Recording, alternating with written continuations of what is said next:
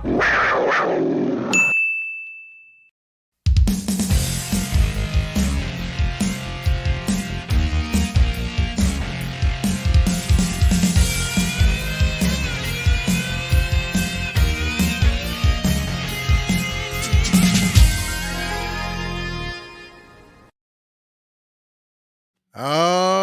shit.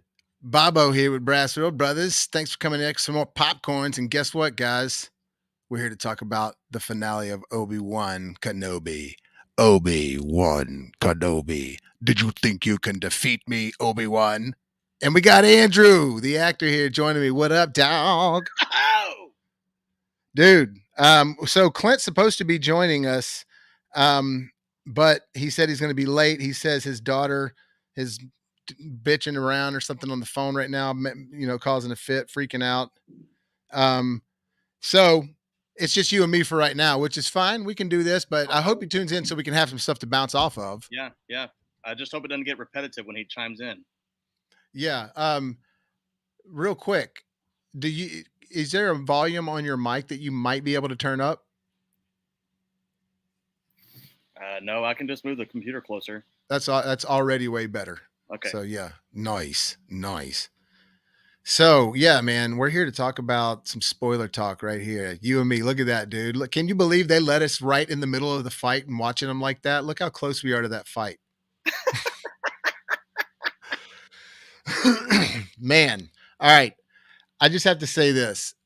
I think that this actually redeemed the series for me. Now, I wish there would have been more to the series as far as what we got in episode 5 and 6. I wish we would have had more of episode 5 and 6 all throughout. Yeah. But it honestly, I have to eat my own words. It makes me look at Leia differently now. And I buy it now. Like, dude, she was making me cry at the end. Like, she's a good little actor, especially at the end with Obi-Wan talking to her and everything and the stuff that he says to her. Oh, man. Yeah. It got me emotional, dude. Like, and it's been a long time since Star Wars has got me actually emotional like that, because they were touching on something that's like dear to us. They were talking about these characters that we really love, not Rise of Skywalker shit. Yeah. So, well, let's not jump ahead because that's the very end. Yeah. I mean, and look, this is spoiler all the way around. So, I mean, I'm not trying to jump ahead, but anyways, yeah, you're right. We'll start from the beginning. I mean, it pretty much gets it's Reva looking for Luke. Okay, so I guess I'm still not quite sure what she thought she was going to accomplish by going after Luke. Was that I'm going to get revenge on Anakin by killing his son that she discovered, or did she really not even know he was his son? Was that was she not? Was that clear to everyone? Because it wasn't necessarily clear to me that it was that she had figured out that Luke was a child that he had before he turned into Vader. Was she just thinking that she was going after another youngling that was in hiding? And what did she think she was going to accomplish with that? Do you think did she think that Vader was going to care that she killed this boy, or was she thinking that killing this boy is going to piss off Obi-Wan, who she still hates, even though he called her out on her whole, I know what you're doing. You're actually hunting Vader. So can you clear that up? Do you know? I have to be honest with you. It is a little vague of like, what was she really trying to do? I think maybe she was after Vader. I think, okay. Ultimately, she's confused. Oh man, I got to take this off of you. Sorry. Ultimately, she's confused about her life, right? I think that she's not sure of who she is because she was being raised as a Jedi, but then she witnessed all these terrible things that were all done by Anakin, who's now Darth Vader, who she's serving. So how did she know it was Darth? We don't know that, but she does know it's Anakin.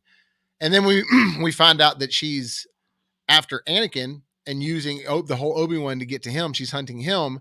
Does she find out that Luke is Anakin's after that and then changes course? You know what I'm saying? Or does she just find it that that's more important to her now and she wants to sort of become like a sort of a passing the torch killer type thing and kill a youngling. You know what I mean? Yeah.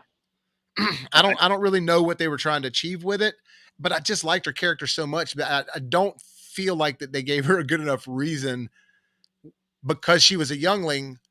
Like they needed, you're right. They needed to pinpoint that more. Was she just really pissed at Vader and wanted to kill him? Or did she want to sort of like carry on this weird evil stuff? Because she says, am I him?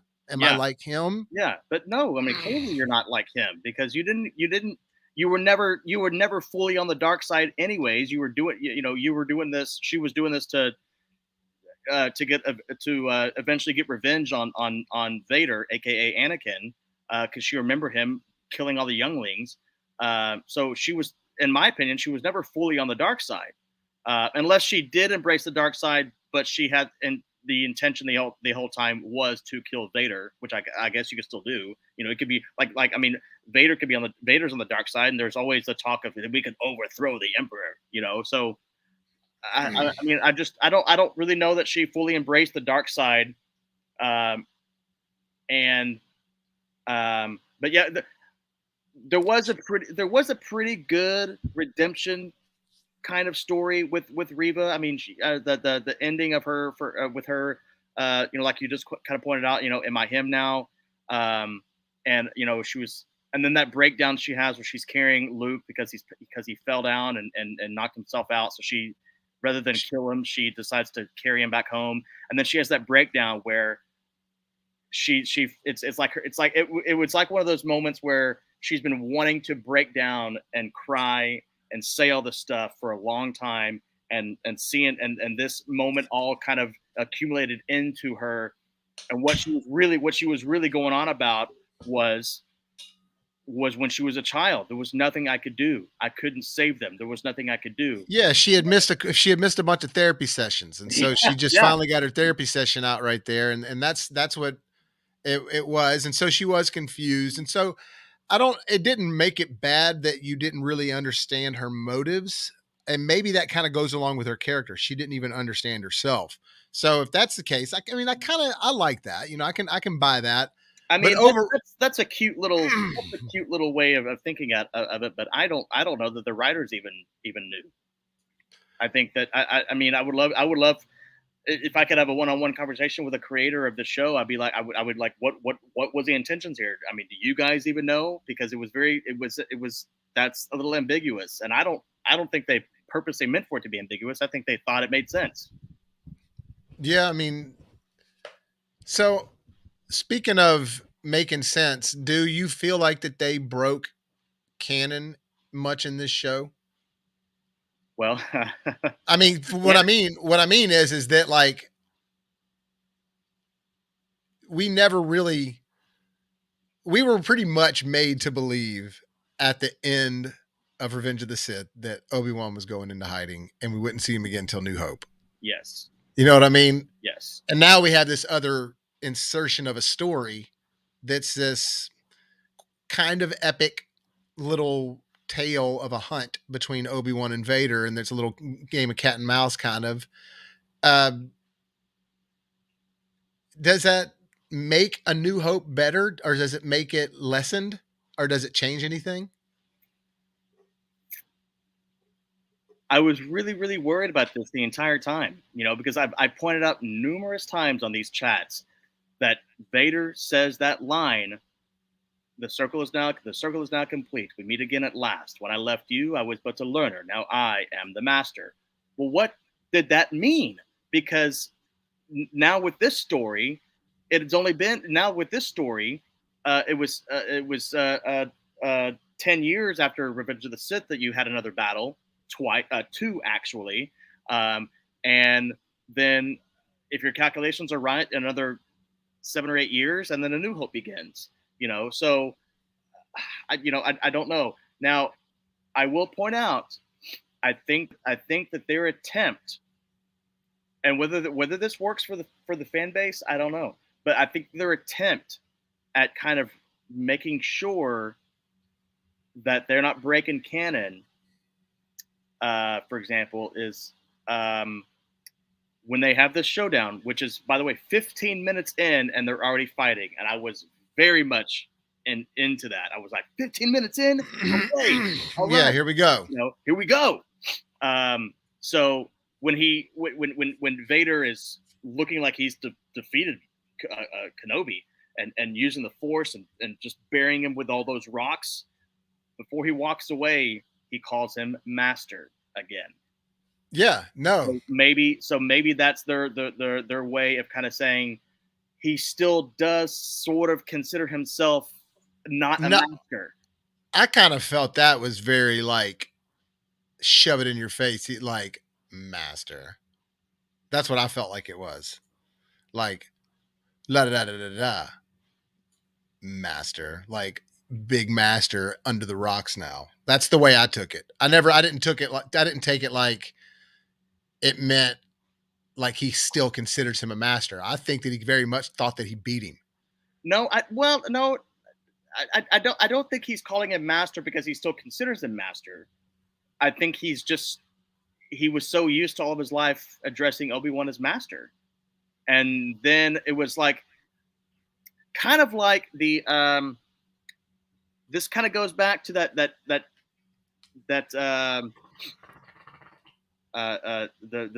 not the vision, the flashback to them fighting in episode 5. And Obi-Wan kept pointing out to him in this flashback, your need and desire to win all the time is a weakness. Like your pride of wanting to win all the time is your weakness. That's going to be your downfall. And maybe that is what was happening with Vader in this fight scene, was his desire and his need to beat Obi-Wan, to beat him. I beat you, master. Well, see, but I think that the whole thing with Vader since day one is that, and the whole idea of evil, and sort of the whole idea of every bad guy in every movie and every story where there's a hero and a villain, or an antagonist and a protagonist. I think that it's always they kind of there's a little bit of anger and the hatred, which makes them not really fully as confident as Obi-Wan or Luke, you know what I mean, or Qui-Gon, where they're like, I will, like when Obi-Wan gets killed in A New Hope, he's like, you strike me down and I'll be more powerful than ever before, and the confidence that he has, Vader and the evil side never possessed that, because they right. have that fear. That's right. Well, that's the difference in the Jedi and the Sith. I guess you could say is that the Jedi, they have confidence even in death. That's what I'm saying. So, and that's something that Vader is never he never understands that aspect of it. So he couldn't lose Queen Amidala. He never understood being able to let her go, and instead he just got rageful and jealous of life, and you know what I mean? Yeah. And with his mother, the same way. Right. I hate them. I killed them all. Yeah. So hey, look at this. We got a little comment from Cody here. He said he hated her the most because it was confusing. He said love hated her. Talking about Reva, I think. Yeah. We kind of discussed already went over that, but I do like her, but was she needed in the show? Well, that's the whole. That's what Star Wars is doing now. Is they want to reintroduce characters like the Mandalorian. Did anyone really? I mean, no one knew what the Mandalorian was until the series. And now everybody loves him. And Grogu's the same. And Grogu's the same. So I mean, this for a while, and I've said this before. For a while, I thought this was going to be a show that is going to let's kind of dissect, or not dissect, but kind of let's deconstruct a character that we all love, like Obi-Wan, and make him less powerful, less likable, whatever they can do, while at the same time we're showing you that this person is who you actually should start falling in love with, and that's not what people wanted. And now, but I did point out, a couple of minutes ago that she did have a pretty good redemption story. It was just a little ambiguous and kind of confusing about what her task was. Like I said, what was she doing with Luke? What did she think she was going to achieve by? Or what was going to make her satisfied?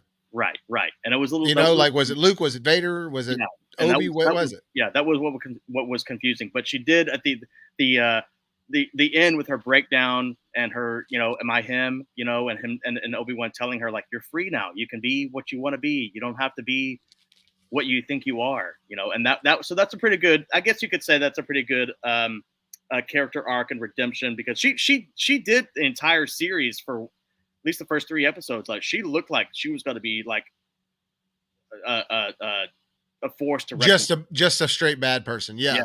Well, but at the same time, I think it was pretty clear after episode 2 that she was a youngling. At least I thought that. So, I mean, yes, Clint said that on the first time we talked about the episodes, and he'll take credit for putting that in our heads. But it was clear after the second episode. It was like, oh, she's a youngling. And because I mean, they started relying on this background and the flashbacks a lot with her, and the fact that they focused on her character a lot on her own, not just when she came on the scene to be bad. You know what I mean? It's like Grand Inquisitor. You don't really know nothing about him. You saw him when he was on the scene, when it was trying to be bad. And it Mhm. was kind of like that a little bit with Darth in the original movies. Yeah, you saw him a little bit standing on the ship with a couple of the commanders, but it was really just a couple of lines. And then they go back to everybody else. And then you'd see Darth when it was like time for Yeah, him to, like, he's on the scene. And that's kind of how it is with most of the villains. But with right. her, they actually were showing a lot of her own time. You know what I mean? Yeah, yeah, While she's walking around by herself, looking at stuff, discovering things on her own, and then sort of like, because they wanted to paint a picture of this character we want you to follow, yeah. like you're And saying. I guess to be a little bit nitpicky, how did she get on Tatooine so fast after being stabbed with a saber? Um, Yeah. I mean, I was thinking about that too. It's like, did she heal herself? Because Jedi can do that, yeah, right? and then Or she doesn't seem like she doesn't act at all as if she's got a freaking hole in her stomach she from a kind saber. of does some of the time, but then some of the time it seems like she's just going too hard. Like when she's running after Luke for a second, you can tell her she's like, she's screaming because it's hurting her, and she's holding her stomach and she's doing this. Like, and then when Owen and her are fighting, he punches her and grabs her right there, and she's like, For for a second there, I gotta be honest. For a second, when I saw that, I was like, was that a crotch grab? What did he just uh do? he a sea grab. Yeah, that would have been hilarious. And if she would have made a face like, ooh, you know, um, but honestly, I did like the way that everything sort of went down with them being like, she's coming, get Luke, and they had a plan. And it's like, look, you run and all this, and at first I was kind of upset that they were incorporating Leia and Luke. I have to be honest. And when I say that, I mean like from the beginning.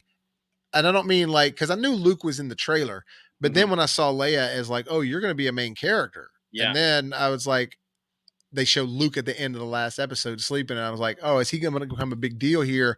But I actually really like the way they handled it, and as it turns out, I really do. I warmed up to Leia, and now I really like her. By the end of it, I was like, you were really sweet. yeah, yeah. And I mean, I Look at this old dick twist oh, talking about that crotch shot. You got more dick twisting. Look, you asked for it, and you it was got like it. a Crocodile Dundee move. Yeah. Uh, Remember last time we were up here, he's like he wants more dick twisting in the that's next right. Hey, episode.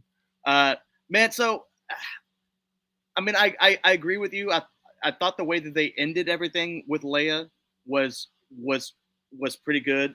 Considering that we were kind of a little aggravated that she was in it as much as she was. But I honestly think that if you were to if I honestly think you could take this entire story and eliminate the children, and it would not make that much of a difference. No, they were just trying to show you a little bit of more of a relationship. You could still have it where where Obi-Wan realizes they're still hunting Jedi, and he better get he better, and it's really just him running for his life and not to get exposed. You No, know, I think what they were trying to do, and this is something that I'm really, I talked about this on one of my day streams the other day, um, that Taika Waititi is doing his new Star Wars movie. Like he's doing it, and he's going to focus on characters we don't know anything about. I read that. Yeah, he wants to start a whole new saga, or at least a trilogy, and he wants it to Yeah. be. He What? wants it to be characters you've never seen before. Well, and his So words were, good luck to that. But no, they're going to let him do it because Kevin Feige's doing a Star Wars movie too, and they've got Kevin Feige's got more say in Disney now, and I think he's actually becoming one of the Disney. I think he's switching over to some more Disney while still in control of Marvel, but have a bigger umbrella. But anyways, um, they with the Star Wars stuff, it's small story if you keep it to these characters of Luke and Leia and Han and Obi-Wan and Boba Fett, characters that were in all the other movies, and I Chewbacca. understand. I understand the idea that the Star Wars world is much more expansive than what we've been introduced to. I understand that, but those characters are what made Star Wars. So that's why I'm saying, like, good luck. We'll see if people like it. See, I think they will, man, because like the real Star Wars fans out there, like the Knights of the Old Republic game, which is about no characters that you know, is phenomenal, dude. I mean, it is hands down the best Star Wars game. They're making a new updated, like a new one for the new consoles and stuff. But it's Star Wars gamers' favorite Star Wars game. People have been clamoring for another one. I'm telling you, I think people want it. I think the reason that people were so mad at that last one right off is because when we see that trailer and they were like, "The Rise of Skywalker," what? And she's not even a Skywalker. That's what I'm. She adopts that name at the end, but that's not what. Come on. No, it was ridiculous. So my point is that I think that audiences will respond well to it, but I do agree with Taika that the world is too small. Because right now, when we see these characters just fighting with lightsabers again, as much as I enjoyed this last fight, we've seen a lot of movies with dudes fighting with lightsabers. I want to see something different with these guys that they're doing. Yes, I still want to see Force stuff, but I just want to see what Taika can bring to it because look, he brought something to Thor that people didn't think that we could make work, and it worked awesome. Yeah. So I believe in Taika. Let me look at these comments right here. But I mean, do you think like Jedi in this Taika's new saga that he wants to create? Like you can't have. See, as much as I appreciate the idea that he wants to expand Star Wars universe, if you don't have Jedi and sabers and Star Wars, that's not what people want. Oh no, I'm not saying that you want to have Jedi and sabers. I'm not saying you want to have Jedi and sabers. I'm saying that having the same guys fight with lightsabers in every movie, the same characters and just a handful of guys, and they're all just keep fighting with sabers. I just think that he can bring something new to lightsabers, to everything. I just think that he'll bring something cool. I'm wondering if he's going to do this it'll be like post Kylo Ren and post all that, or if he won't even address that. I wouldn't mind if it was a prequel. I wouldn't mind if it was 100 years down the road, 200 years down the road. Like, yeah. I wouldn't mind if it was before. It'll be interesting for sure. Yeah. I think that now I'm not saying that he's going to create his own characters completely. I'm sure that he'll pull characters that he appreciates that are from some sort of lore of Star Wars. But I think that he's going to kind of the way James Gunn did with Suicide Squad, like brought all these characters that were ridiculous. He's like, you don't know these guys, but you're going to kind of like them. So anyways, Cody says this, I don't think they will. I think it would be too hard to cast anybody. I mean, because Mark Hamill is Luke from a teenager on. Like I don't know that anyone's interested in seeing Luke come of age. I mean, what is that really going to be like? I mean, it'd be like Phantom Menace with the pod racing. Like, yeah, it's working. It's working. God. Now, poor guy. Now, Cody, I will say, I would absolutely be on board with watching a Kenobi season 2, but it's not Kenobi season 2. It's actually Vader, and it is more about Vader growing stronger and the relationship with him and the Emperor developing even more. And now because listen, when and I pointed this out in our stream last week that Vader is clearly not known in the galaxy as Darth Vader. If he was, Kenobi would have heard that name way before this season started, and he had Yeah. no idea. You Well, know, yeah, so and it's not. I would absolutely be on board with seeing the rise of Darth Vader, where you finally see that he has become the face that people are terrified of. Yeah. No, I would definitely like to see that show. We talked And about it last time. out for vengeance after being humiliated in this, you know. Yeah, that's what I was gonna say. You keep fucking cutting me off. You stole my words. Thanks. So, no, I think that them making a show about this would be awesome because you want to see exactly what was. And see, I didn't get to see enough of what I wanted from Obi-Wan in this entire from the whole season. So, if they make another series instead of being a season 2 and it's just called Darth Vader instead of Obi-Wan Kenobi, that'd be great. But I don't want to see 4 episodes of them talking and getting up to a bunch of stuff, and then we see some crazy stuff at the end. I want to see it. I wouldn't mind if it was even episodic. And like I said, every episode, him like this episode, this is his target and location, and he's going to dominate and take over. This episode, this is, and then each one has its set of problems that he has to overcome, which won't be too hard because he's Vader. Kind of showing him going to all these different planets and places where they're not really falling in line with the Empire, so he has to go and kind of set them straight or kill them all. Yeah. Basically what he was going to do with Lando at Cloud City. If they didn't comply, they were all going to die. Yeah. And again, he's just coming in and taking it over. So if they do that, I think that would be smart. And I'm sure that they've thought about that. They have to. That's another thing that I like to try to, when people are like, why don't they just do this? If they, I was like, look, they've probably thought of that. They just are choosing this route because they think it's going to make them the most money. Yeah. And Clint said in our stream last week or whenever that was that he could watch Ewan McGregor be Obi-Wan for 20 seasons. I disagree. I don't need to see that much. But kind of what I just mentioned was when I think I might have said this last week. I might not have, but I was going to say I love Vader so much that I would be okay with watching an entire series just about him, and like I said, and the rise of him. But you kind of made it seem as if, well, they don't want to do that because that's like showing Jaws too much. But it's not like he's not a Freddy Krueger where you can't show too much of him. Like we have all seen Vader since 1977. We're all aware of how awesome he is, and he is the attraction, and people want to see more of him. I don't want to get into the psyche of Vader. That's what I'm saying. Just show us a bunch of shit of him wrecking shop, and I'm great. Yeah, sure. But I just don't want them to I don't want to have moments of like Vader going to sit down and he's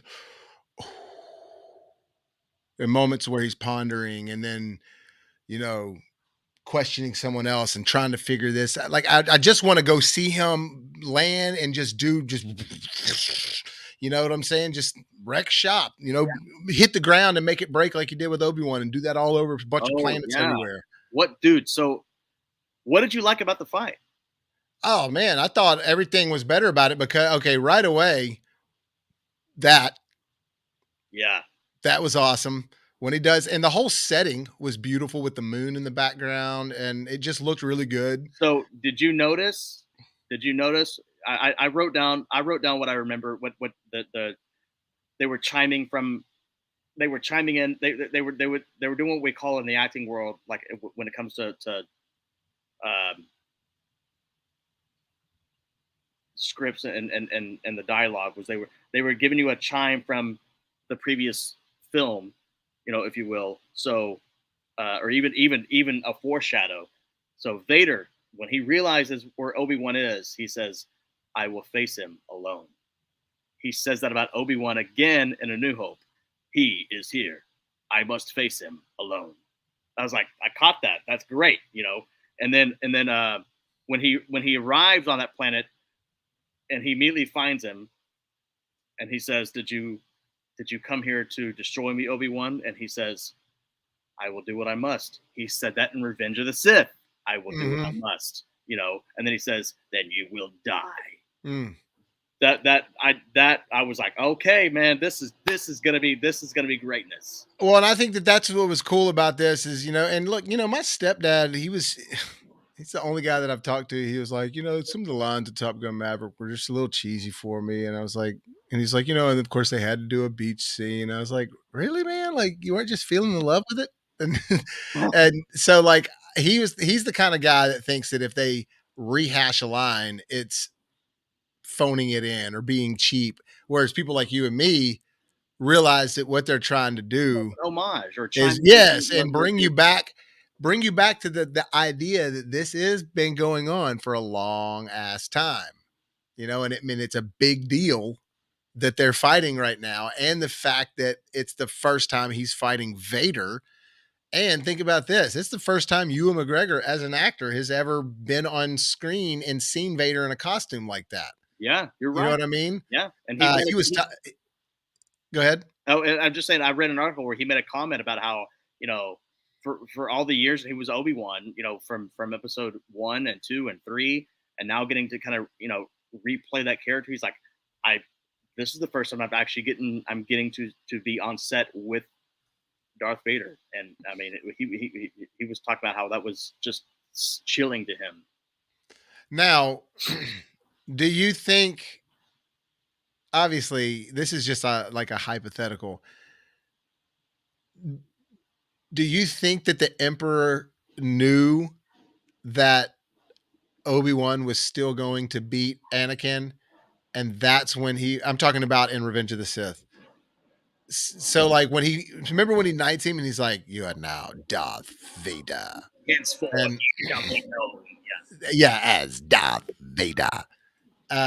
So when he does that, do you think he knows then that, like, yeah, you're Darth Vader now, but you still have to go a little further to become the full Darth, to where I kind of have a little bit of a grip on you? Because I don't know, man, because they say that about the Jedi too. They say, like they tell Luke that you're not fully a Jedi Master. You must confront Vader. Well, what is him confronting Vader? How does him confronting Vader make him full Jedi Master? What is so I mean, none of that's really ever been explained. talking about in the original. Yeah, in the original. Yeah, well, because he knows that he's his son. Well, is it that, or is it a Jedi? Is it that, or is it the whole idea of you cannot become fully Jedi Master and truly hone in on your Jedi skills until you fight a Sith Lord? Is that what it is?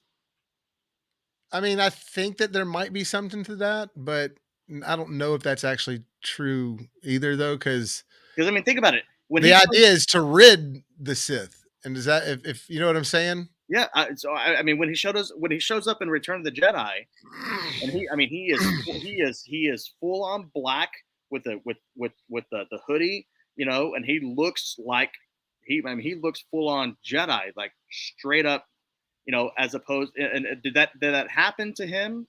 Did he suddenly just feel more powerful as a Jedi because he had already faced Vader in Empire? I think maybe. But then he still says he's got to go to Dagobah to finish his training. Well, So Yeah, there's always been some ambiguous stuff about the whole thing. The whole thing, yeah, for sure. I mean, and if you compare, and this has been this way from day one with Star Wars, from A New Hope. If you compare, while New Hope I still think is the best one of them all.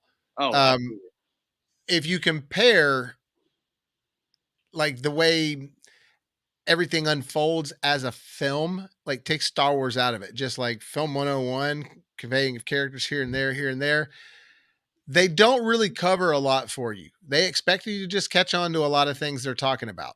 And then they just start moving forward with this. And then before you know it, they're on the Death Star. Yes, they tell you this is what they're going to be doing, but you really have to pay attention to a lot of details to understand actually what they're talking about. Or if you're just like a young kid, you're like, let's get to the fight and lightsabers and the lasers and the X-Wings. Come on, let's wrap it up here. Let's get to Darth Vader. so not until I was Dude, I'm older did like I that now. actually I'm like that now. Like, I get to the fights, get to the sabers. Let's like go. when they start talking about all the Federation and everything, especially in the prequels, dude, and when they're having the big meetings and they're in front of everybody and it's like a 10-minute scene of them with all this political dialogue. It's like, Yeah, I'm like, where is Darth Maul? Let's go. Yes, yes. No, that's exactly how I am. Hey, we got some more comments by Cody here, old Dick Twister. The code. He says, "I wish they would have done it as 5 years had passed and not 10. Andrew's right; it should have her off his name by then." Um, what does What am that I right mean? about? I'm trying to understand what that means. I wish they would have done it as 5 years had passed and no 10 and And not not 10. 10 years. Andrew is right; he should have had her off his name by then. What does he mean? I'm sorry, I don't understand that. Maybe I'm an idiot. Oh, heard, not her. What? Then we got heard, not her. Maybe we're checking into these messages too much, too Oh yeah. late. What was the first one? I wish they would have done it as 5 years have passed and not 10. Andrew's right. He should have he should have heard off his name by then. He said heard and not her. Heard off his name. I still don't get it. Sorry. Maybe I get. And maybe he's saying she shouldn't have heard of his name by then. Oh, I don't know. okay. I don't know, but Clint was. I mean, I'll give him credit again. That little bastard. He said that there. He said there. I pointed out how there was going to be, or I pointed out how when she leaves that hologram message in R2D2, and she says in A New Hope, she says, "Years ago, you served my father in the Clone Wars." There was no mention of 10 years ago you helped me as a child. And he was like, Mm-hmm. that's because he's like, and Clint's like, that's because he's going to tell her that you can't ever elude that I helped you in this moment. Mm-hmm. So I guess that's what he meant at the very end when he says, if you ever need my help again, you know where to find me, but we must always keep the secret. Yeah. I guess that's what Well, that meant. another thing on that same line or that same note, as far as Luke is concerned, does Luke know?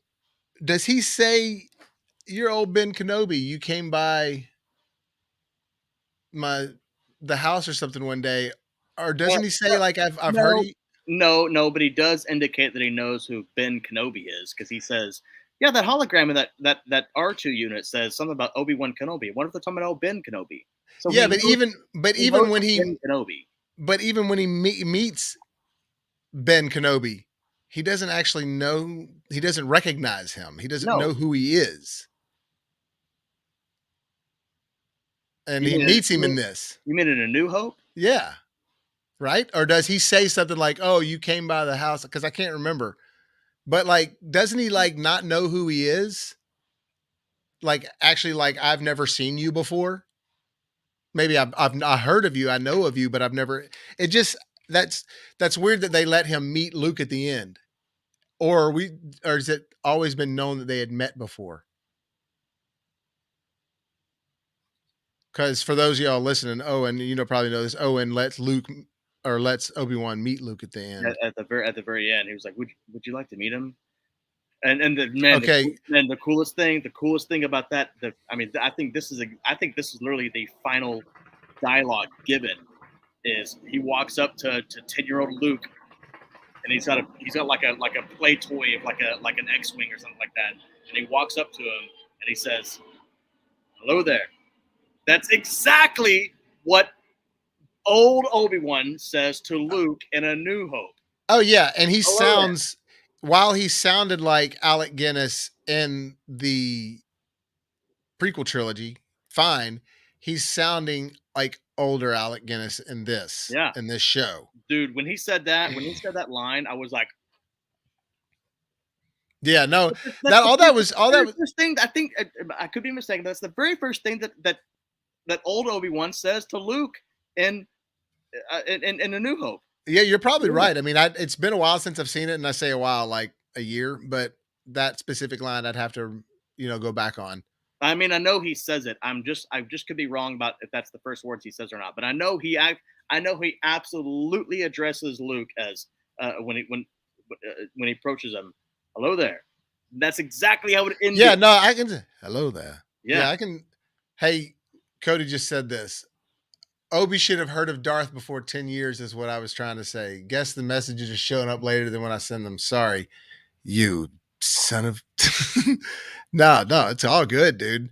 I think sometimes they're showing up, but then we're in a mid conversation and I'm not able to get to them right away, but I'll try to be better No. about So that. yeah. And so he's just commenting on how I talked about how it's been 10 years since Revenge of the Sith, and Vader has not created. He's not become the Vader that we know from A New Hope. So otherwise, like Cody just pointed out, and because I pointed out, he agreed with me that otherwise Obi-Wan would have heard Darth Vader before. He would have known the name Darth Vader So maybe Darth gets his notoriety and really starts wrecking shop from now after till then. Yeah. after this season takes place. Right. So which is would lend itself to a Darth Vader show if Yeah, they decided to go that way. I mean, yeah, because obviously everybody would watch a Darth Vader show, no question.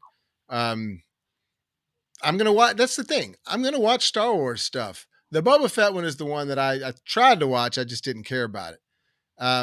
But the fight, going back to the fight, I was all about the way they were moving faster with the swords. yes, But it wasn't like super over the top like in the prequels where it was like yeah, yeah. this was like just right. I'm gonna stand here and spin my lightsaber for 10 minutes before we finally, yeah. Right. But did you Those notice bits were pretty cool. as soon as he sees Vader though, he does the whole shboom, and it's just like he Oh flips it yeah, just real quick, just once, and it's just like, oh snap, and he's like, you got your power. Yeah, but yeah. you're still your weakness, and all of that I thought was great. The line delivery was all placed in proper moments while they were fighting, and things happened while they were fighting. It wasn't just this sort of like, let me walk towards you. It was good camera angles. It was above shots. It was things swinging around, the background, the moon, everything. I mean, Obi-Wan lifting up all those rocks and just throw them at Vader Oh like yeah. crazy, I which I, loved I loved every moment of this fight. I thought that was an epic fight. I did too, man. It was great. It's It added a little bit. It added a little bit of the it added a little bit of the style that you kind of mentioned, where it's almost like they're using like heavy swords, mixed in with a little bit of the what we saw from Revenge of the Sith, and force pushes, and I mean everything. Man, I was thoroughly surprised with the fight and how it went down. Did you notice the one time where Obi-Wan's fighting him and he swings his sword around him like his own self? I thought I had a pic of it, but I don't. But he's fighting him and he's like, "Boom," and he like throws the Oh, he lightsaber and puts then behind his catches it with back. another hand, and then he I noticed. uses. Oh, Yeah, it that was was so bad. badass. That again, that's the kind of stuff that I'm talking about. Like subtle things like that are what are going to make these continued stories stand out. It's just like when you see Captain America. When you saw Winter Soldier, you needed to see Captain America do something you hadn't seen him do yet. And something as simple as him throwing that lightsaber around him like that just elevates the moment and gives you chills and just it pulls you in. It's no different than like when Darth Maul's fighting in the Phantom Menace and all these things are happening and finally he jumps up and their swords hit and it's just I mean the choir just is so in your face and it brings your temperature to an elevated point to where you're like, oh yes, and then it makes all of it mean so much more. But when it's just this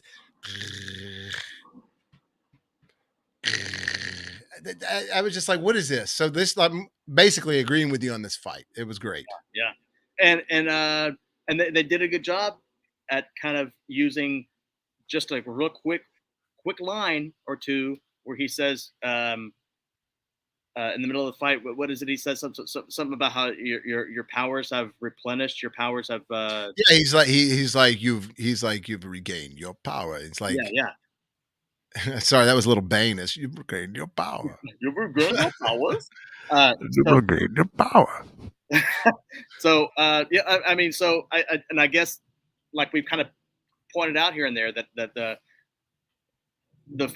they're making it seem as if the force is the Force is definitely a muscle memory kind of thing where you kind of just got to get back in the flow of things, and then you can just and then it kind of just comes at like I think he riding a bike. says you've regained your strength or something like that. Yeah, something like that. Yeah. So Hey Heather, how you doing? so yeah. So again, they make it seem as if the Force is a muscle memory, or like riding a bike, and you get on the bike once or twice, and now you're remember now. You know. No, I agree that that's how they're making it seem. I just for me it went from like he had one episode where it was really struggling, and all of a sudden the next episode he's just like, I'm back, baby. You know, like I would have rathered it been more like he's kind of getting it more than have an episode where it's slightly there but not really, then slightly, but then finally like a moment where it's like boom. But Well, that's nitpicky. he was put in situations and 4 and 5 where he was forced he was forced to start using Oh, the hey. Force. Oh, I understand. And that and after that it was just like, okay, I remember everything. I remember everything. It's back. Yeah. And eh, I honestly would have been okay with him having all of his power from the get-go of the series. You know, Obi-Wan. I just wanted to see confrontations and showdowns and a cool story Yeah, of I what mean, was like, happening. yeah, I mean, I mentioned in the streams earlier about the earlier episodes. I absolutely hated that they made Obi-Wan seem so weak and not the badass that we know him as. Um, I just thought, I was like, are they going to do this the entire time? Like, what is this? So I guess Even in episode 5 when he's fighting them all off with his lightsaber, it's still not like the Obi-Wan from the prequels would have like been MacGyver, scoped out all these situations around him, would have figured out how to like blow this up, throw that over there, and but instead he's just and by the way, how is he blocking like 1,000 laser blasts at once with all those stormtroopers coming? Like, how did they not just get all shot? well, classic stormtroopers. They don't ever hit their targets. Yeah, well, that is what Cody said last time. Yeah, Classic see? stormtrooper. But look, best as far as like tension moment of the episode where I'm literally on the edge of my seat was hands down Oh, dude, yes. the talking, the muffled between Anakin's voice and the actual roboted whatever modulated voice. He's screaming Obi-Wan.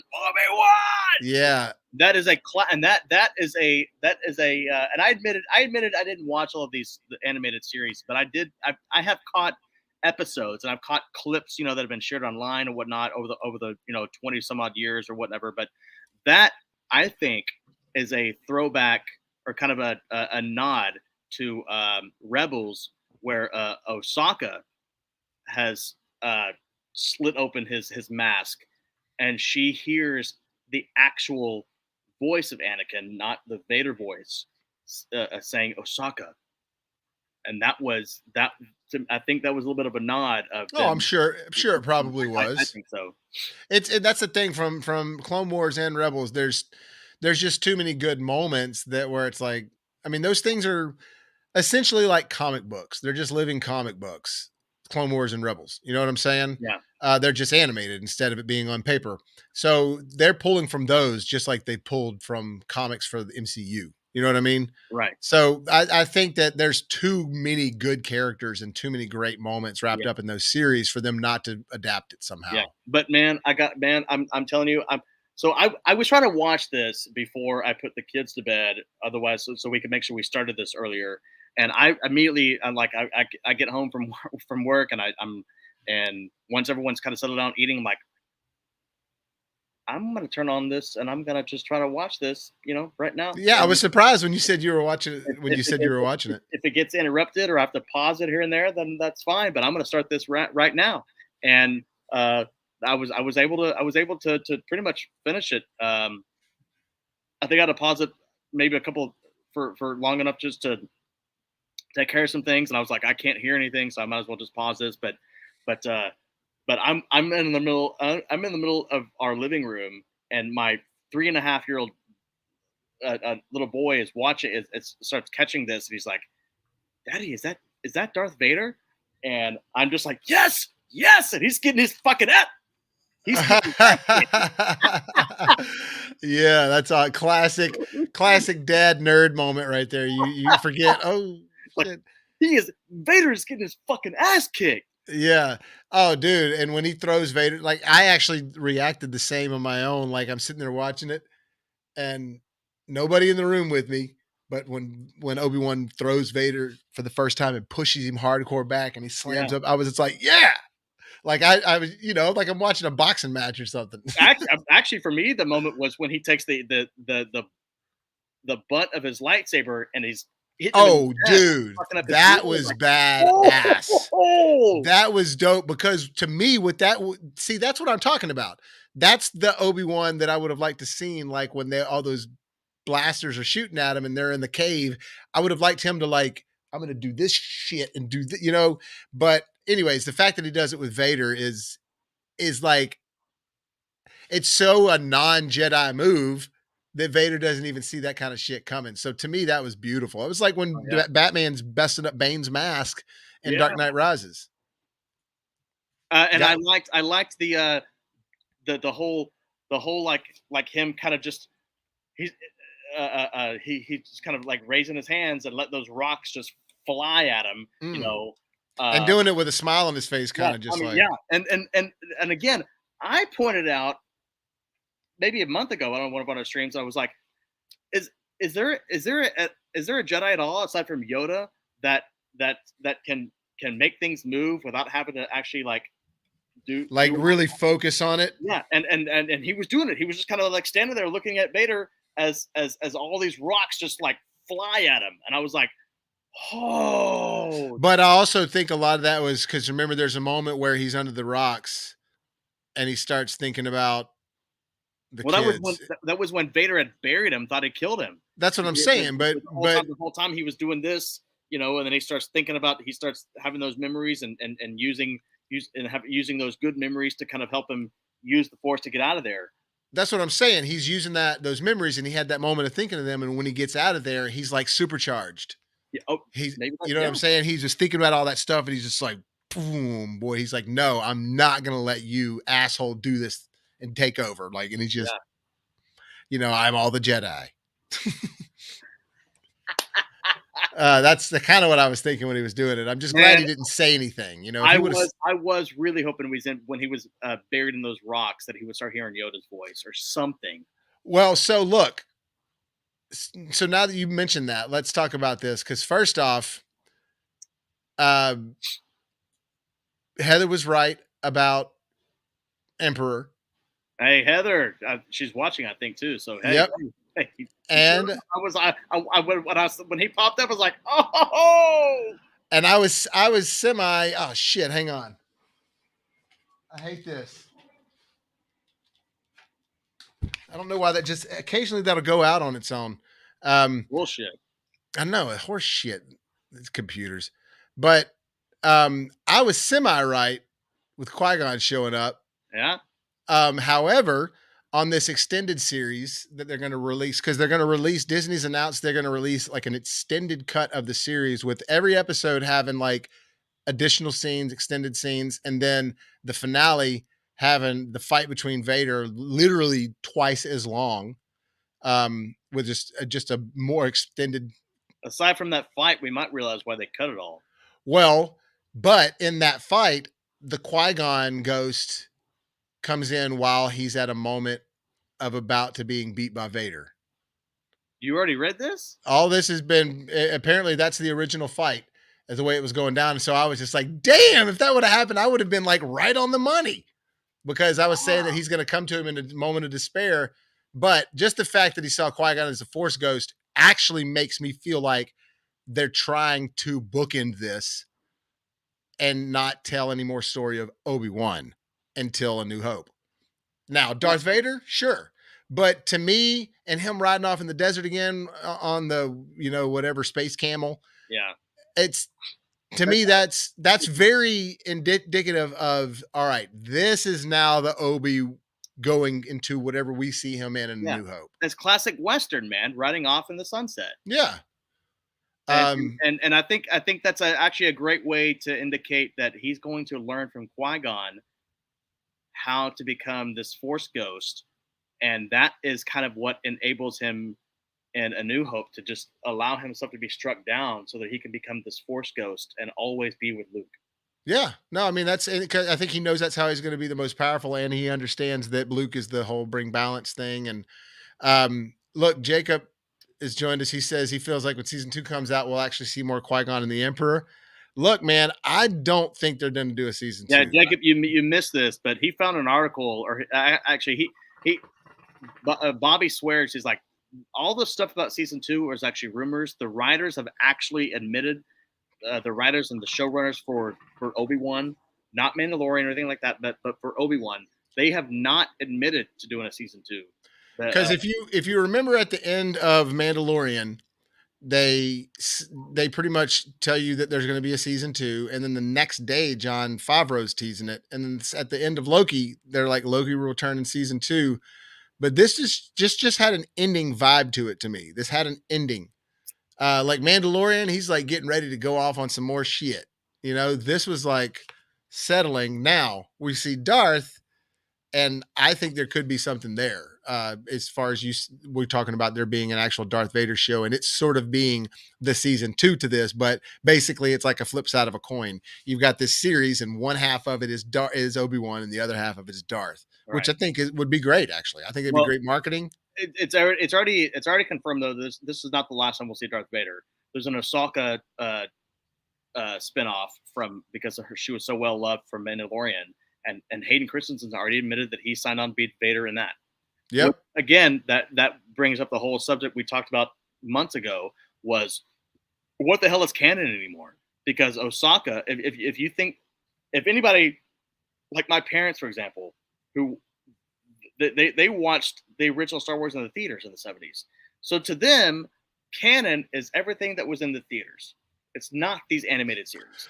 So if that is the case, then Osaka is not in canon, and we never saw. No, she is, because now they're just introducing her. So Yeah, now, because you we know, have to include the Disney Plus shows as the films. You have to include them because they are officially canon with the films. right? Okay, but the So Osaka, now that she's on the show, she's officially canon. Not necessarily saying that everything that's happened in the cartoons or the comics is canon from her, but her being in this universe now is canon. So whatever goes on forward with her is going to be canon. right? But she made it indicate they gave her a line in the Mandalorian when she showed up that I've seen. Maybe I made this wrong, but something about how I've seen what can happen when somebody is too powerful with the Force. And I think all they're doing there is just putting a line in there, so because they're telling you we're going to do a side story of her, and they're just writing it all. Right. I don't think that and what they use from the back of the stories from the cartoons or from the comics, whatever makes it into these shows will be permanently canon. Yeah, But the cartoons and the comics are always like this with the canon. yeah. And I'm just pointing out that she was Anakin's Padawan in Clone Wars or Rebels or one or the other. And if you're looking at the live action shows and movies as canon, that's not the case. Well, that's what I'm saying. They're not saying that that's full on canon. What they've always said with the comics and the cartoons and the books that are written is they're sort of like this. They float in and out of canon. Once they hit the movies or these Disney Plus shows with whatever information they pull from that source material, that's actually official canon. They've said this with their own mouths. Like the company, this is how it works. So they're not saying that Anakin trained her while he was Anakin. They're saying that maybe something happened somewhere along the way somehow, and it'll correlate with her and her watching Darth turn. I'm not sure how they're going to do it. Or maybe they'll show that she was a youngling and she got away. Maybe So therefore, she witnessed, just like Third Sister. She witnessed what Anakin did. That'd be a great way to do it, actually. Well, I'm not part of this whole. I'm not part of the whole creative aspect of creating this stuff. But if they're watching, yeah, I like that they got Osaka in there, because to me that I know that sort of look of a character because that was in Return of the Jedi. So to have her as becoming more of a prevalent character, that's fine with me, because that's somebody we've seen from the beginning of Star Wars as far as that a race. You know what I mean? But as far as the Mandalorian, this other side of it, I'm not sure that it would have been all that good without Grogu, you know? Oh, for sure. And don't get So me started. Don't get me started on Boba Fett. I've already told you. I think Boba Fett is a boring character, and I'm well, and that's what I just said a second ago, man. I just like that's the only one that I just turned off. yeah, my brother who's probably watching, he loves Boba Fett, and I think he's always been a boring character. I think there's never been anything, in my opinion, that makes him seem like this badass that the Star Wars fandom suddenly has for him. And maybe I guess it's because the comics are animated series, but I mean, but the series was so bad. The best part about the series was when they had Mandalorian Grogu and Luke show up. Yep. No, you're right. But I just it was nostalgic because it showed him back at Jabba's lair and all that kind of thing. You know, but that see, was really that seemed cool. like an unnecessary story though. That seemed like, oh, it seemed filler to me. Like it all seemed filler. You know what I mean? I Yeah, really didn't like why does this belong? Why is this necessary to me in my Star Wars shit? Jacob just said he's got the same shirt. Hell yeah. This is the Van Gogh Stormtrooper shirt. yeah, yeah. Hell, how about this hat? That hat's dope. Well, how about this one? It's a bird giving the bird. Yeah, that's super badass, dude. When I see stuff like that, I'm always like, how come I didn't come up with that? It's so clever. It's like, and it's so simple, but like, why did I think of it? I All right. always, So a bit- okay, I guess one thing I wish I would have. I guess one thing I wish I would have seen or they would have shown was you see Vader just get humiliated, humiliated. I mean, his mask is cut up. It shows that. And I mean, aside from that awesome, just Obi-Wan, which was God, that was bone chilling, dude. I was getting yeah, chills watching that. I Uh, agree. I loved every I second of it. I wanted to see something where he was getting rebuilt. You know, his mask was getting fixed, and suddenly, some time has passed, and he's sitting in his little throne, and the Emperor shows up, and he says, "Perhaps you are still have feelings for your old master." Which, okay, remember, I was telling you about how he called him master after defeating him.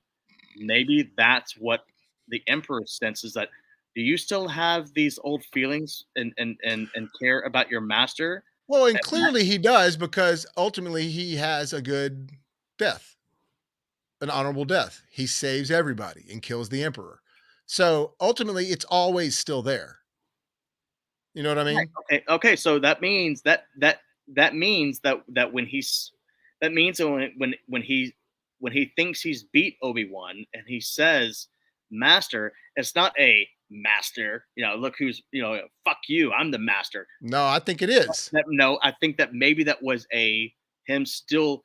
He still does see Obi-Wan as master. I really don't. He doesn't see him as enemy. He doesn't see him as a Jedi he needs to kill. He doesn't see him as just another target. He does still see him as master, and the Emperor sensed that. He says, "You still have feelings for your old master." No, I don't think that he has. I don't think he wants to have those feelings. I don't think he is acknowledging those feelings. I do think that he was saying it sarcastically. What I think is that he's the good is just buried in him, and that's what the emperor can sense. And because it's a subconscious thing with Vader, that's why he's not like fully just going down there and cutting his head off and ripping him up and everything like that, and maybe was a little lenient with him with the droid. But I don't think it's a purpose like, yes, I still like you and I still think you're master. I think he wants to kill him, but there's a subconscious in there that he has to pull out, which finally, when he sees his son getting killed, he decides to save him and throw the emperor off. It takes that much to pull him back because he's not blood related to Obi-Wan. But when he sees his blood getting killed by the emperor, that's what finally pulls the good out of him. He's like, I can't let this happen. That's what I think. I really don't think that Vader thinks that Obi-Wan is his master. I just don't. I think that it might subconsciously have still love Obi-Wan really deep down in there, but I don't think that he's like hiding from the Emperor that I still think that Obi-Wan's my master. I think that the Emperor could just sense all that in him still. Okay, but the only reason I'm saying that is because I felt like maybe the best way for them to make sense of the line in A New Hope, when I left you, I was but to learner, now I am the master, is because in his mind, he was still a learner. No, I think it's because he got his ass beat. Master. I think it's because he got his ass beat by Obi-Wan. We just watched it happen. He still hasn't beaten him. He's still, yeah, he got beat by a Jedi Master, but he was still a Sith Lord. No, what I'm saying is in his head, he's not going to be he's still considered himself the learner until he beat Obi-Wan. Right. And he hasn't beat him. Yeah. And that kind of chimes back to episode 5, where Obi-Wan's saying, your need to win is going to be your downfall. Mm-hmm. Yeah. So I really think that it's really just no different than drugs taking over somebody and them doing some fucked up shit to some people a lot and keeping on doing it. And deep down, they do love the person, but the drugs have got a hold of them. And that's the dark side. You know what I'm saying? At least that's the way it's always seemed to me. It's a poison. Yeah. Yeah. Or like when people are possessed, and they're doing crazy stuff in movies, and all of a sudden they're like, I know you're still in there. And like they kind of transform for a second. It's like, help me. And they don't want to do it, but it's deep down they don't want to, but they're just still really acting on it. So I guess so that was like 15 minutes in, they're already fighting, and then I guess the last like 15 minutes or so was them kind of tying up everything. The way that he left Leia was really, really, like you pointed out, the first of this whole thing. Man, what he said to her, like, about the parents, and is like, I told you I didn't know your parents. Is like, but the traits you have of this and this and this, those are from your mother, and these traits of this and the passion, those are from your father, both who are great people. Dude, that made me like, I mean, I was super teared up at that point. Yeah, that was a good moment. And then, but then she looks at the Organas and she's like, it's okay. You don't have to tell me anymore. Because she's smart, smart girl. Yeah. And she is the daughter of two really amazing people. So that is that too. That's something that I slightly overlooked when it was first starting with like the first couple episodes. It's like, you do have to remember, this is the daughter of Anakin and Padme. So, both are badasses. So yeah. We got some more comments down here. I gotta love William Brown's spelling, dude. Just remember the last time he sent us love you britches. Yeah. Look at this. Vader is Obi's butch. Is his butch? Like no. Is it like, hey butch? Vader I know what he meant. How is Vader Obi's bitch? There's no way he's being serious about that. I mean, I think he's maybe being funny, but I mean, I think he's just saying for the way that the fight was. He just he made him his bitch in that fight. Because he did. Oh, with the rock stuff. Yeah. Well, just the whole fight in general.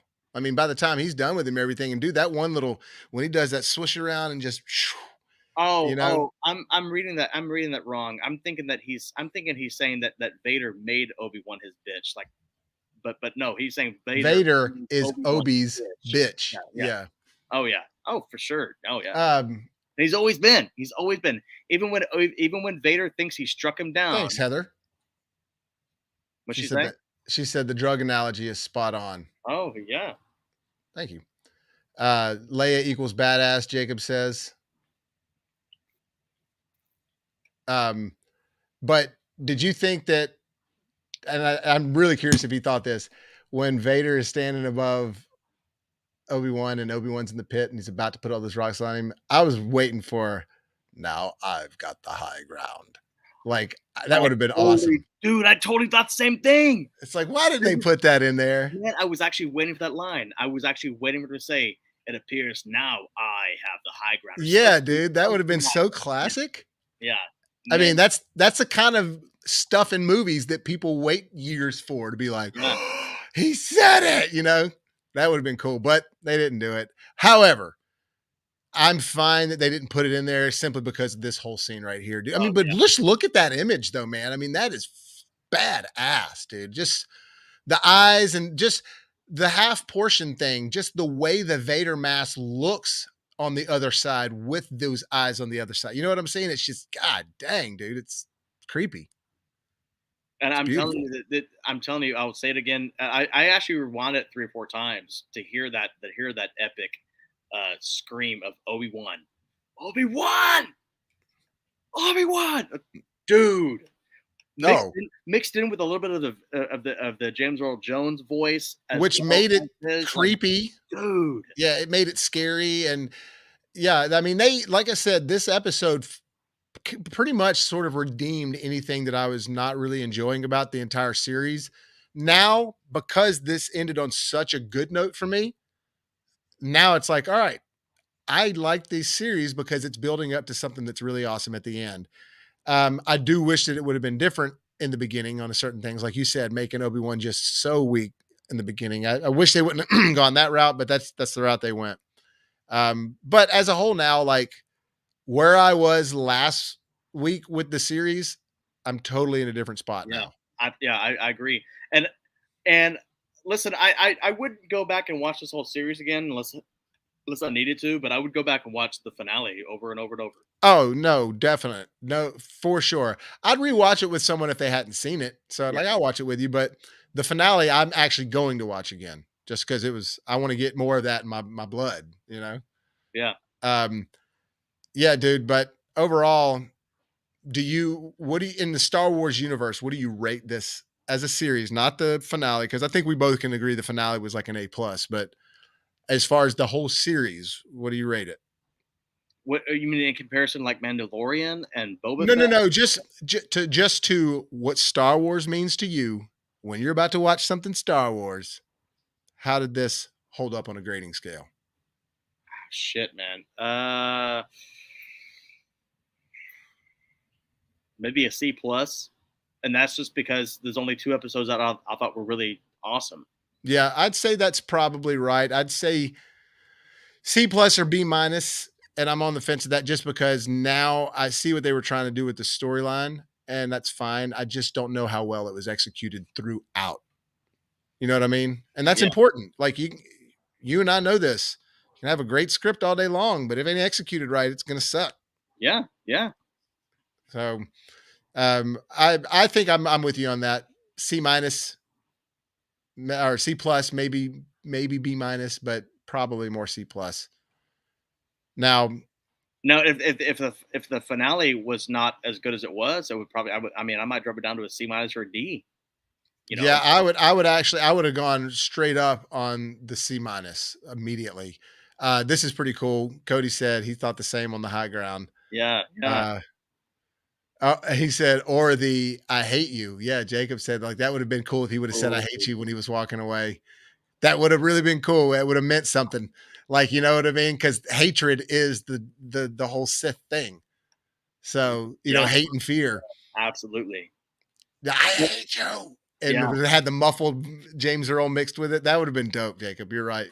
I God really, dang, why they didn't I do it. really, I really did like the moment though. Whenever Vader is walking back to his ship, and then you kind of, you knew. I mean, you knew that he sensed that Obi-Wan was behind him, But he was like on him. but he was on him. Yeah. It wasn't like he turned around and Obi-Wan's 20 feet away. He turned around and that blue saber is ready, and Yes, dude. that was pretty cool. Oh, I agree. Like for real, man. Like I really don't have any complaints about this episode. Like this episode wasn't like for real, like A+. This is some Star Wars No, worthy stuff. no, I have complaints, and we complained about the ambiguous. What's the word I'm looking for? The Of Riva, yeah, ambiguity, yeah, ambiguity of ambiguity, the ambiguity, ambiguousness, ambiguity. There we go. Ambiguity. the ambiguity of Reva, and what exactly she thought she was going to accomplish by killing 10-year-old Luke. Yeah, but that I think that's more of for me. That's more of a complaint of one of the things that makes the show C+ is that her character was just sort of a confused motive character throughout. It kept on sort of changing what she wanted. You know what I'm saying? Like, to me, she wasn't a big enough part of the episode because she was fighting and that was cool and she was coming after him and all that. So like, to me, that did that wasn't a bummer of this episode. It was more of like, okay, so now what was the real point of having her in the show? You know, that was at least the way I felt about it. But okay, so we got the Emperor did show up. Yes. Qui-Gon Ghost did show up. God damn it! I really did not believe that was gonna happen. I was like, no, man. Liam Neeson's is not gonna do. He's not gonna do that, dude. I actually I would have bet it's what I was predicting, but I wouldn't have bet 100% on it. I would have bet 60-40 on it. But the fact that it just, as soon as I saw Force Ghost, I was like, oh, it's Qui-Gon. Like right away. Who else would it be for Obi-Wan? You know yeah. what I mean? But no, actually, as soon as he said in that ship, I have to face him, Master. If I it's between me and him, and I have to destroy him. He's talking to Qui-Gon. Oh, of course. And I knew as soon as you see that moment of him just talking to himself, or he's not talking to himself, but he's trying to channel his master and talk to him. I was like, they're going to show Qui-Gon at the end. They're going to show him at some point. I mean, there has to be. Yeah. Because otherwise I'd be like, why is he not trying to like? Otherwise, I don't know. The minute he was saying master and obviously trying to communicate with his former master, I was like, they're gonna show him. They're gonna show him. Well, and the fact that he's still alive and he's sort of like not taking a break from acting, but I think he's chilling out for a minute. He said recently, he's like, because you remember when Liam Neeson's wife passed away. Yeah. He said the way he kind of survived that is he just dove into acting. Like he just took every role. And that's like literally the way he actually got through his wife's death. And he's like, now I'm finally like actually at a good place. I'm ready to chill out for a little bit. Yeah. So for him to come in and do this, put the Qui-Gon on thing, I bet you he was pleased to do it, because it's Star Wars and it's a character that's everybody wishes wouldn't have died in Phantom Menace, but we get it that why he had to die and all, you know what I mean? And so he was one of those characters that everybody loved, but just never got enough of. Yeah. Kind of like Samuel Jackson as Mace Windu, but that's Sam Jackson. You never get enough of him in anything. Yeah, I would love to see Mace Windu fight the Emperor again, or Vader. But well, there's always that thing. You never actually saw Mace Windu land. You just saw him get thrown out the window. So who knows? I said that last week. I was just like, they can give Darth Maul freaking robotic legs. They can't make it where Mace Windu is like half robotic, but he happens to be a Jedi. Yeah. They look. They can do whatever they want, In fact, I think there was a What If comic book like the Marvel What If, and it was What If comic book for Star Wars, and it was centered around what if Vader turned to the good side, and it was and then they had like pictures of Vader and his robotic suit, but it was all white. Oh. That would have been cool. Yeah. I mean, it would have worked. It would have looked cool on a different level, and it would have had a whole different feel to it. Yeah. Interesting. It's like when you had Ultra Magnus and it was like this white-ish Optimus Prime looking character. And it's like, that's something kind of cool about that, but well, hey, look, man, I think that'll do it, dude. We've been going for almost an hour and 20 now. We probably should wrap this up. Yeah. This is a wrap. Yeah, and I can't believe we did this long without Clint too. Yeah, so sorry about you, bro. Yeah, we didn't need you, man. We got one more from Jacob here. Big theory about Windu, as you mentioned, Bobby. So, are you just agreeing that there's a lot of people saying that he might get his own? Now, I think you said that the last time too, Jacob. That there's a lot of fan buzz, about people wanting that to happen. There's fan buzz out there right now of people wanting Chris Evans to play Johnny Storm in Fantastic Four. And Chris Evans is like, I'd love to do it. Come on. Because, he was the original Johnny Storm. You don't get to be every superhero ever created Chris Evans. Right. But it would be funny if they made that happen. You know what? You could pay me $1 million just $1 million. That's it. Just $1 million. And I'll get my fat ass in the gym every single day. And it'll take, maybe a year for me to get in that kind of Johnny Storm shape. And that's all it's going to cost you. They're going to have to put a wig on. You have to put a toupee on you. That's fine. He's got a full head of hair. That's fine. That's the thing now. It's becoming more and more. It doesn't even matter now if you have a six pack. Yeah, just have to have the hair. You got a full head of hair. Well, then you can be a leading man. Yep. That is totally it. So that's why I'm trying to be a director. Which is why Lake Court, my character, me, I got the hairline, and I'm like, no, I'm gonna be the guy who saves the day. Except he doesn't save the day. Hey, watch it out. People hadn't seen this yet. Don't give away the ending. But yeah, and it's 20 years. 20-year reunion. So I mean, 20 years after high school, man, my dad was completely bald at like 28. These guys we're talking about though are my age and they have full heads of hair. Oh, dude. It's bullshit. Yeah, I mean, look at Kurt Russell. Yeah. Beautiful hair. Best head of hair in Hollywood, right there. Yeah. And it's salt and pepper now. George Clooney, his hairline's like right above his eyebrows. Yeah. Are you kidding me? Assholes. They paid a lot of money for those hairlines. No, those sons of bitches. I can't believe you guys have hair and we don't. That's the craziest thing, man. The hair. It's like gray, cool. No hair, it adds a decade on you. Easy. It's even those reality TV stars, man. Every single douchebag that you see that's on like The Bachelor, they've got a great head of hair. Yep. Every now and then you get the Woody Harrelsons and the Bruce Willises that break in and are able to keep going. But that's few and far between. Yeah. Another thing about Hollywood is not necessarily if you're all like perfect looking. It's more of if you're interesting looking. If you look at some of the people that are like really famous, it's like they're not all necessarily that good looking. They're just they've got an interesting look to them. And they all have a great head of hair. Oh yeah, most of the time it's always a head of hair, unless you're somebody like Woody Harrelson or Bruce, who's kind of interesting looking. Those guys have established. There's no one that's coming up that has that anymore. Well, right, and I'm telling you, there's the occasional person that gets through. There's the occasional person because they're interesting looking enough. You can't tell me that like it's an immediate like, oh, you don't have a head of hair, you're not getting an acting job. It's not like that. It's just harder. It's kind of like females in the industry back in the day. They could still kind of make it. It was just way harder for them. Okay, name one actor who's up and coming who doesn't have an awesome set of head, who doesn't have the. Dude, like you seriously want me to just pop one off the top of my head? They're few and far between, is what I'm saying. I just think that occasionally you can find somebody in Hollywood that's not perfect that makes it, that becomes a leading person. You don't think so? No. I'll find the proof and show you that again.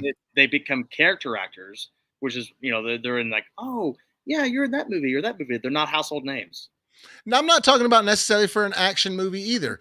But, okay, like I said, I'll just find something for you sometime and show you what I mean. I'm not saying that everybody can do it. I'm saying that every now and then somebody seeps through because they're just that good and they have an interesting look about them. Okay. I'm telling you. This has gone on way too long. So, hey, thank y'all for watching. Yeah. Appreciate you guys. Y'all have a good one. And yeah, Star Wars is over now for Obi-Wan Kenobi. And check out my Elvis review. We saw that last night. It's phenomenal. It was damn good. So yeah, check that out. And hey guys, if life gives you lemons, make some hot, fresh popcorns. Oh yes. Adios.